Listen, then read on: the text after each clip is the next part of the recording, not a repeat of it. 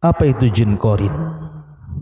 Ma'asyiral muslimin yang dimuliakan Allah Subhanahu wa taala, kalau kita bicara tentang jin qarin, Al-Imam Ibnu Utsaimin rahimahullahu taala mengatakan, al-qarinu huwa syaitan musallat 'alal insani biidznillah azza wa jalla, ya'muruhu bil fahsya'i wa yanhahu 'anil ma'ruf.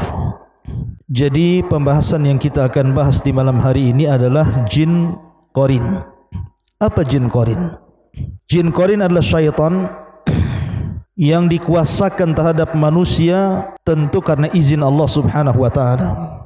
Di mana jin qarin ini memerintahkan manusia dengan fahsyah, kekejian, dan mencegah manusia untuk melakukan yang ma'ruf. Dan itu berdasarkan firman Allah Subhanahu wa taala, asy-syaitanu ya'idukumul faqra wa ya'murukum bil fahsyah. Syaitan itu menjanjikan kepada kalian kefakiran dan memerintahkan kalian untuk melakukan kekejian. Wallahu ya'idukum maghfiratan minhu wa fadla wallahu wasi'un alim. Dan Allah menjanjikan kepada kalian ampunan dan keutamaan, dan Allah amat maha luas rizkinya lagi maha mengetahui. Ma'asyiral muslimin yang dimuliakan Allah Subhanahu wa taala, setiap manusia pasti ada qarin. Dan qarin ini ada dua macam. Ada qarin dari kalangan jin dan mereka adalah syaitan dan mereka adalah jin kafir. Dan ada qarin berupa malaikat, dan dua-duanya ibarat barat dan timur, tidak mungkin ketemu.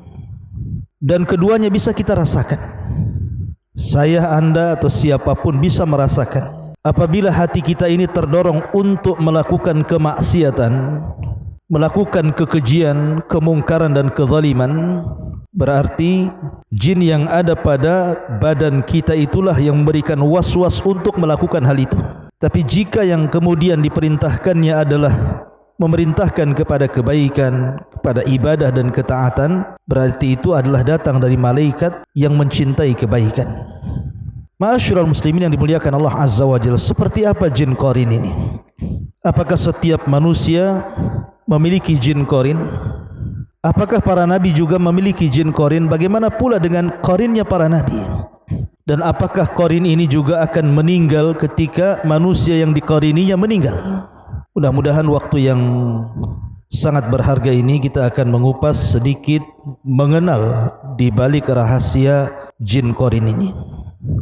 Di dalam surah Qaf, Allah Subhanahu wa taala berfirman, A'udzu billahi minasyaitonir rajim, laqad kunta fi ghaflatin min hadza fakashafna anka ghita'aka fabasaruka al-yawma hadid.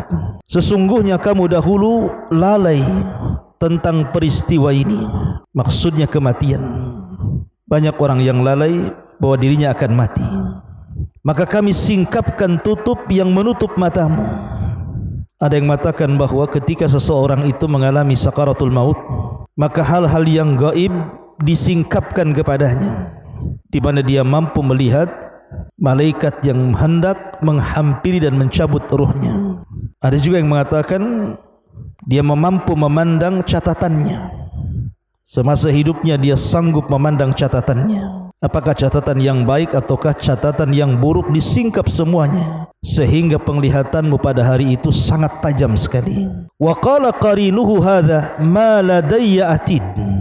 Dan qarin yang berupa malaikat yang menyertai selama hidupnya dari dia lahir sampai dia wafat berkata, inilah catatan perbuatan yang ada padaku, yang kucatat selama kau hidup. Alqiya fi jahannam kulla kafarin anid. Maka Allah berfirman, lemparkanlah olehmu berdua ke dalam neraka jahannam semua orang yang sangat ingkar lagi keras kepala.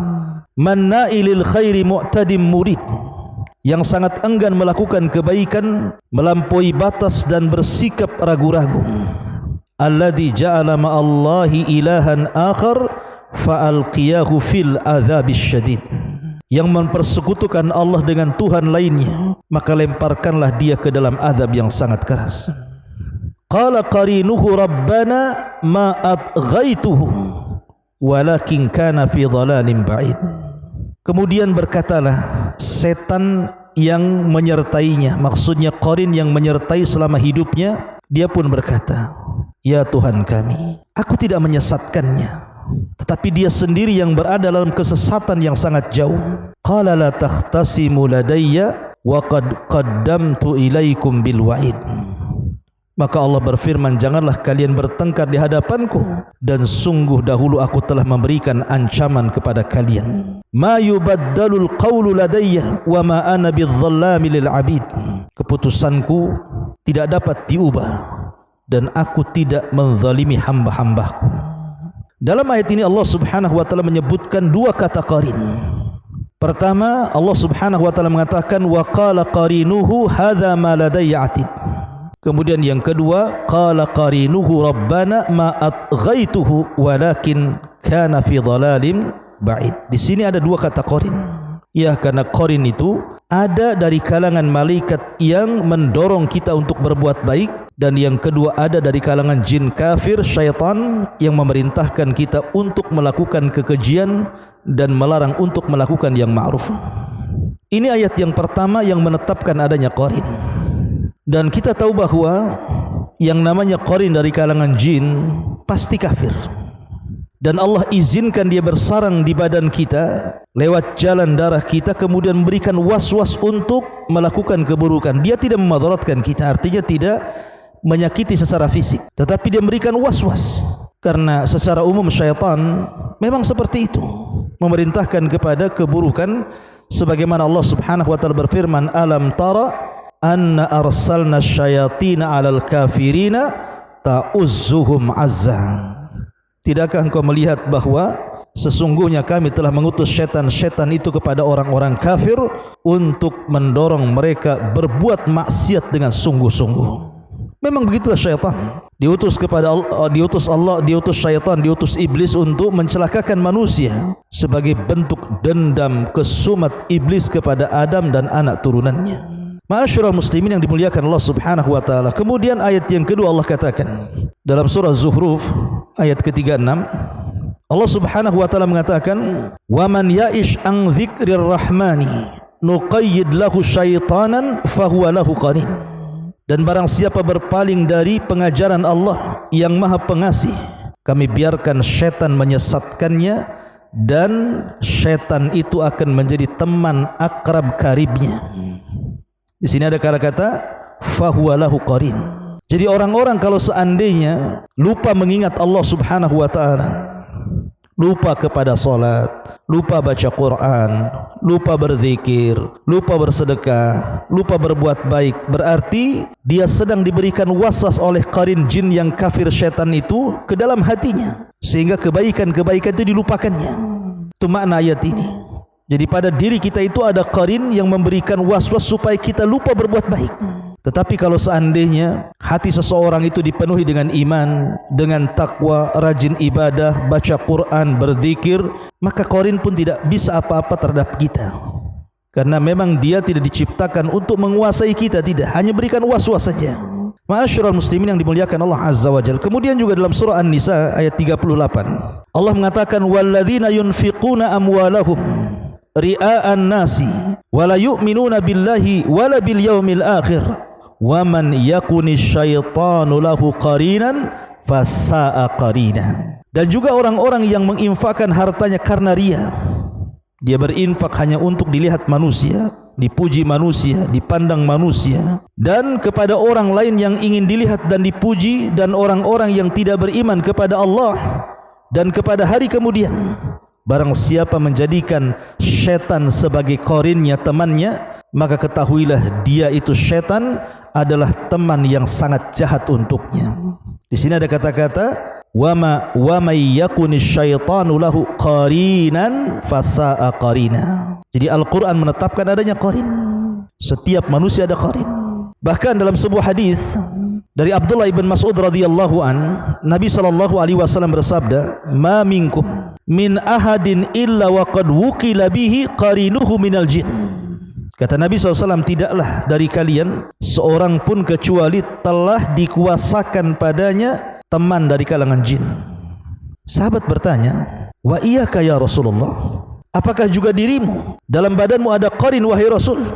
Qala, maka Rasul mengatakan, "Wa iyaya, termasuk diriku. Illa annallaha a'anani alaihi fa aslam fala ya'muruni illa bi khairin." Tetapi qarin jin yang ada pada badanku, kata Rasulullah, sesungguhnya Allah telah menolong diriku, fa aslam, maka dia pun aslam. Sebagian para ulama mengatakan kalau dibaca dhammah fa aslamu, maka artinya jin itu tetap kafir tetapi tidak memerintahkan Rasul untuk melakukan kejahatan, tidak pengaruh kepada Nabi sallallahu alaihi wasallam. Tetapi kalau dibaca kemudian fathah bukan dhammah, fa aslama, berarti jin itu yang ada pada badan Nabi sallallahu alaihi wasallam telah masuk Islam. Fala ya'muruni illa bi khairin, sehingga dia tidak memerintahkan diriku, kata Rasul, kecuali kebaikan. Jadi ada yang mengartikan fa aslamu, artinya kemudian dia pun tidak bisa apa-apa denganku, tidak pernah melakukan keburukan kepadaku atau memberikan was-was keburukan, atau dibaca fa aslama, dia pun masuk Islam.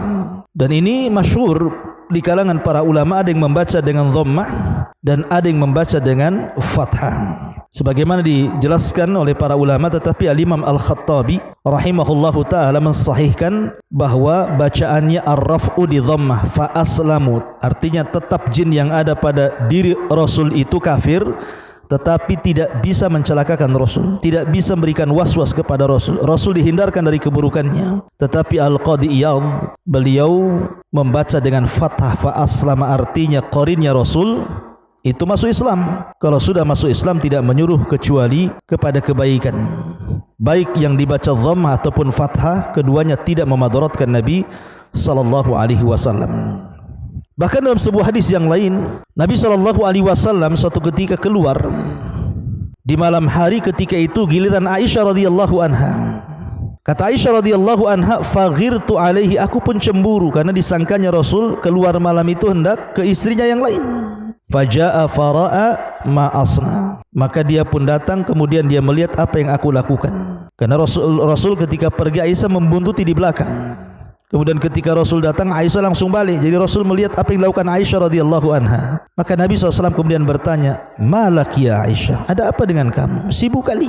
Maka Aisyah mengatakan, "Faqultu wa mali la yagharu mithli ala mithlika ya Rasulullah." Aku cemburu wahai Rasul. Siapa yang tidak cemburu dengan dirimu? Maka Nabi SAW mengatakan, "Aqad ja'aki syaitanuki ya Aisyah, apakah telah datang setanmu?" Rasul mengatakan, "Apakah ada setanmu dalam badanmu? Apa telah datang setanmu?" Qalat, maka Aisyah radhiyallahu mengatakan, "Ya Rasulullah, au ma iya syaitan, apakah aku punya setan ataukah dalam diriku ada setannya wahai Rasul?" Kata Rasul, "Na'am ya." Qultu, kemudian aku katakan, "Wa ma kulli insanin, apakah bukan hanya diriku, bahkan semua manusia juga ada setannya wahai Rasul?" Maka Rasul mengatakan, "Na'am ya, semua manusia ada setannya, semua manusia ada qarinnya." Kemudian Aisyah radhiyallahu mengatakan, "Wa ma'aka, bagaimana denganmu wahai Rasul?" Kata Nabi sallallahu alaihi wasallam, "Na'am ya, walakin Rabbi a'anani alaihi hatta aslam." Tetapi Rabbku telah menolong diriku sehingga dia pun masuk Islam, atau dia tidak bisa apa-apa dengan diriku. Ma'asyiral muslimin yang dimuliakan Allah Subhanahu wa taala, dari sini kita tahu bahwa setiap manusia itu ada qarin. Sejak dia lahir sampai dia wafat, semua manusia tanpa terkecuali, mau orang biasa, mau orang saleh, mau para ulama, mau para santri, sampai kepada para nabi, dalam tubuhnya ada qarinnya. Saya, anda, siapapun ada qarinnya. Karena Allah Subhanahu wa taala sudah mengizinkan kepada qarin itu untuk bersarang di hati manusia, untuk memberikan ujian, memberikan was-was kepada keburukan.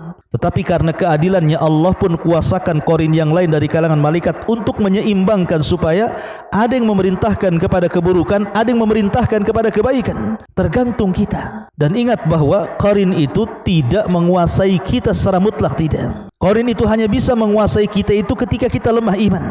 Ketika kita kemudian lemah ketaatan kepada Allah Azza wa Jal, lari dari Quran, tidak berzikir, barulah kemudian mereka menguasai kita. Tapi kalau iman kita kuat, ketakwaan kita kuat, zikir kita kuat, ibadah kita kuat, maka mereka tidak sanggup apapun dengan diri kita. Ma'asyaratul muslimin yang dimuliakan Allah Subhanahu wa taala. Kemudian juga hadis yang lain dari Abdullah ibn Umar radhiyallahu anhuma, anna Nabiy sallallahu alaihi wasallam qala, bahwa Nabi SAW bersabda, "Idza kana ahadukum yusalli fala yada ahadan yamurru baina yadayhi fa in aba falyuqatilhu fa inna ma'ahu qarin." Apabila salah seorang di antara kalian salat, maka jangan sampai membiarkan orang lewat di hadapannya, cegah dia. Tapi kalau dia enggan untuk dicegah, falyuqatilhu, maka boleh engkau memeranginya. Maka bersamanya ada al-qarin, ada jin yang bersamanya, ada teman jin yang bersamanya, yang tidak pernah meninggalkannya. Sebagaimana penjelasan Al-Imam Asy-Syaukani dalam kitab Al-Awtar, bahwa fa inna ma'ahul qarin artinya as-sahib as-syaitan, yang menyertainya selama ini syaitan yang ada pada manusia dan tidak pernah meninggalkannya. Ma'asyiral muslimin yang dimuliakan Allah Azza wa Jalla, sebagian para ulama menjelaskan, lalu apa tugas qarin selain daripada memberikan was-was itu? Ada juga yang mengatakan bahwa ketika manusia tertidur dan dia lupa berwudu, lupa membaca doa, lupa untuk ta'awud kepada Allah Subhanahu wa taala, dia pun tidur begitu saja, maka terkadang qarin ini masuk dalam mimpinya. Terkadang dia kemudian dalam mimpinya menyerupai binatang seperti ular, ataupun orang yang hitam yang menakutkan, atau sejenis binatang-binatang buas. Pokoknya dia tasyakul dalam mimpi kita sehingga menakut-nakuti kita, sehingga kemudian dengan masuknya dia dalam mimpi kita itu kemudian memberikan mimpi-mimpi buruk sehingga kita akhirnya ketakutan. Ya, karena tugas syaitan itu juga salah satunya adalah menakut-nakuti manusia. Ma'asyiral muslimin yang dimuliakan Allah Subhanahu wa taala. Tetapi ada beberapa catatan tentang masalah qarin ini. Yang pertama, qarin ini adalah syaitan yang dikuasakan kepada setiap manusia untuk mencelakakan manusia dan menyesatkan manusia. Ingat, tidak ada qarin yang baik. Karena saya pernah melihat di salah satu tayangan YouTube gitu kan, bahwa ada seseorang yang penampilannya Islami, dia mengatakan bahwa aku sudah menundukkan qarin saya. Tidak, Anda tidak mungkin menundukkan qarin. Ya, qarin itu akan tunduk kalau Anda di atas ketaatan saja. Dia tidak bisa menyerang kita lewat was-was. Tapi kalau seseorang itu lagi futur, karena manusia tidak mungkin semangat ibadah terus, pasti sewaktu-waktu akan futur. Lah, futur datang dari mana? Qarin itu yang membuat kita futur, sehingga kita malas untuk beribadah. Kemudian yang kedua, kalau kita melihat dalil-dalil Al-Quran dan Sunnah yang kita baca, bahwa tidak ada amalan qarin itu kecuali hanya berikan was-was. Artinya dia tidak menyakiti secara badan. Dia tidak menyakiti secara badan, karena jin-jin itu kan tugasnya banyak. Macam-macam tugas itu ada. Khusus jin itu yang menyakiti kita, entah dia diutus oleh tukang-tukang sihir, oleh paranormal untuk menyantet kita, naudzubillah gitu ya. Maka itu jin khusus menyakiti kita. Tapi qarin itu tugasnya lain, dia hanya untuk memberikan was-was saja, menakut-nakuti kita supaya kita malas ibadah, supaya kita berbuat jahat, supaya kita berbuat zalim, itu saja. Dan itu kembali kepada kekuatan iman seorang hamba. Karena bagaimanapun tipu daya syaitan, qarin ini bisa kita kalahkan dengan mendekatnya kita kepada Allah Subhanahu wa taala. Ma'asyiral muslimin yang dimuliakan Allah Subhanahu wa taala. Kemudian juga ketika seseorang wanita khususnya sedang haid ataupun istihadhah, ya, sebagaimana dijelaskan dalam sebuah hadis Nabi sallallahu alaihi wasallam, ada yang mengatakan bahwa istihadhah seorang wanita itu dikarenakan perbuatan qarin. Istihadhah dengan haid beda. Kalau haid memang kebiasaan wanita setiap bulan pasti keluar, entah seminggu, entah 5 hari. Tetapi biasanya orang setelah haid kemudian datang istihadhah, darah yang menyusul, yang warnanya beda dengan darah haid, baunya beda dengan warna haid, kekentalannya beda dengan darah haid. Adapun perbedaannya, kalau istihadhah masih boleh sholat, boleh puasa, cuma dia disuruh mandi 1 kali, dan setiap kali sholat dan juga ibadah yang lainnya dicuci saja tempat najisnya. Tapi kalau haid tidak boleh. Lah, ada yang mengatakan bahwa istihadhah itu bisa saja perbuatan qarin. Karena Nabi SAW menyebutkan di beberapa riwayat, ada yang mengatakan hadza minasyaitan, istihadhah itu dari syaitan. Hadis Aisyah radhiyallahu anha juga mengatakan hadza irqun, kemudian raqsun minasyaitan. Kemudian dalam riwayat yang lain juga hadza minasyaitan, itu bagian daripada syaitan. Kenapa demikian? Karena orang dibuat was-was. Apalagi orang tidak punya pengetahuan tentang masalah haid dan istihadhah. Disangkanya istihadhah itu haid, akhirnya dia meninggalkan salat, meninggalkan puasa, padahal wajib bagi dia salat, wajib bagi dia istihadhah. Makanya ini perlu ilmu untuk melawan qarin ini. Kalau tidak, anda kemudian terjatuh para wanita meninggalkan kewajiban Allah Azza wa Jalla. Yang harusnya anda salat, anda tinggalkan salat. Yang harusnya anda puasa, anda tinggalkan puasa, karena tidak bisa membedakan mana haid mana istihadhah. Ya, ada juga yang mengatakan seperti itu, dan itu adalah perbuatan qarin. Ma'asyiral muslimin yang dimuliakan Allah Subhanahu wa taala. Adapun apakah kemudian qarin ini mengikuti manusia sampai wafat, ketika manusia wafat ini kemudian qarinnya ikut wafat? Wallahu alam. Karena ada hadis Nabi sallallahu alaihi wasallam yang mengatakan bahwa idza mata ibnu Adam in qata'a amaluhu illa min thalathin, shadaqatin jariyah aw ilmin yuntafa'u bihi aw waladin salihin yad'u lahu. Apabila anak Adam meninggal dunia, maka tidak ditinggalkan kecuali, tidak dibawa ke dalam kuburan kecuali 3 perkara. Sedekah yang mengalir, ilmu yang bermanfaat, anak yang saleh yang mendoakan. Dan di sini tidak ada lafaz qarin juga ikut masuk ke kuburannya. Artinya ketika manusia wafat, maka qarinnya akan keluar dan akan bertugas lagi menjadi hamba iblis dan mencelakakan manusia. Makanya saya teringat dengan as'ilah. Saya suatu ketika waktu saya belajar di Yaman, saya bertanya kepada Syekh Adnan, salah satu guru saya. Jadi ketika saya bercerita tentang peristiwa di kampung, jadi ada seorang preman meninggal dunia, kemudian karena mabok overdosis meninggal dunia. Kemudian setelah dia 1 hari meninggal dunia, heboh di kampung itu bahwa rupanya orang ada yang melihat bahwa preman itu hidup lagi sedang nongkrong di jembatan. Dan berita ini dari mulut ke mulut akhirnya kemudian menyebar. Namanya orang kampung zaman dulu beda dengan orang kampung zaman sekarang, pada takut.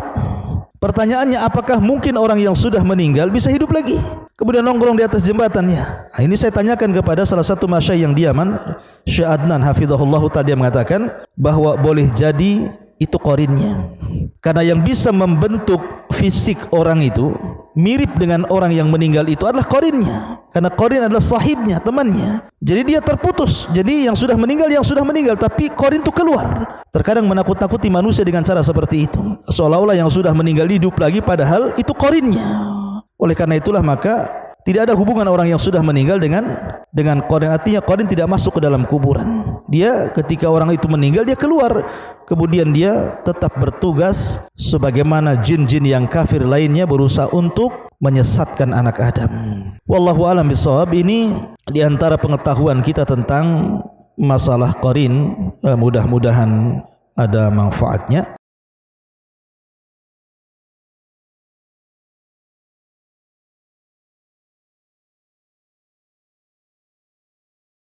Subhanallah walhamdulillah wa la ilaha illallah wallahu akbar. Subhanallah